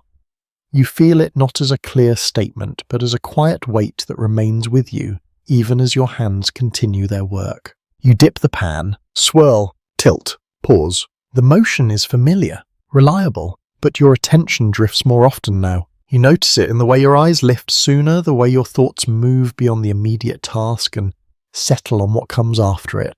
Not just the next pan, not just the next day. Something further. You lean forward slightly, watch the sediment clear. A few flecks remain. You gather them without hesitation, add them to your collection. It is enough to continue. But not enough to silence the question. A pattern observed in historical accounts is that many miners eventually faced a turning point where they had to decide whether to persist in mining or pursue other opportunities within the rapidly growing economy around them. You feel that point approaching, not forced, not urgent, but steady. You sit back, rest your hands on your knees. The ache in your shoulders is constant now, familiar enough that you no longer react to it. Your back holds its tension quietly, your hands carrying the memory of cold water even when they are still. You glance toward the camp again. The movement there has become clearer to you over time. Not just the obvious tasks, but the smaller ones. The exchanges, the routines, the ways people support one another without drawing attention to it. You think of the food you bought, the fire that warmed you, the voices that filled the night. All of it part of something larger than the creek. A small but revealing detail noted in historical discussions is that many individuals who came for gold ended up finding more stable success in trades such as selling goods, providing services, or managing resources. You consider that not as an escape, but as an alternative. You look down at your hands. They are capable. They have learned this work, but they could learn others. You flex your fingers once. They respond. Slow, steady. You glance upstream again. The man working alone remains there unchanged, his focus unwavering. He has chosen his path whether it leads to success or not. You respect that. You look back at your own space. Your tools, your small collection of gold. It represents effort, time, persistence, but also limitation. You pick up the pan again, dip it into the water. Swirl, tilt, pause. The sediment clears. The darker particles gather. A few flecks appear. You guide them carefully, preserve them, add them to what you have. The process continues, but it no longer feels like the only path. A thoughtful interpretation sometimes presented in historical analysis is that the true impact of the gold rush lay not only in the gold itself, but in the communities and economies that formed around it. You begin to see that more clearly now. The creek is only one part of the story. The camp, the trade, the movement of people and goods. All of it matters. You sit back again, rest. The sun moves slowly across the sky, its light steady, unchanging in a way that contrasts with everything else.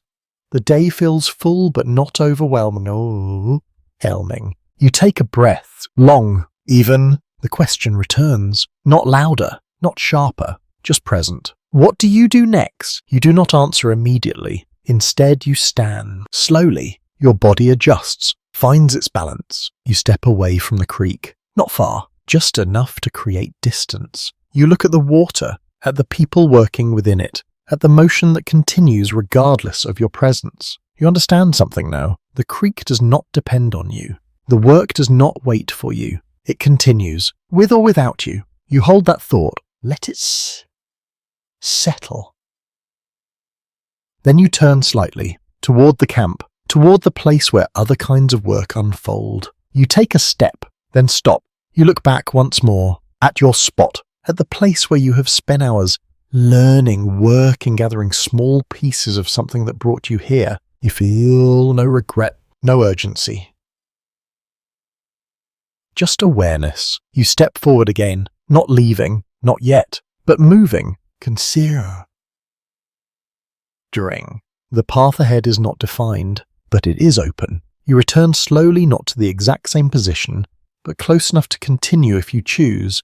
You lower yourself once more, pick up the pan and dip it into the water. Swirl, tilt, pause. The rhythm resumes, but now it exists alongside something else. A choice, one that will not be made in a single moment, but in many small ones. Just like the work itself, you continue, not because you must, but because for now you still can. And that's enough. The evening returns with a quiet familiarity, not identical to the nights before, but shaped by the same gentle unfolding.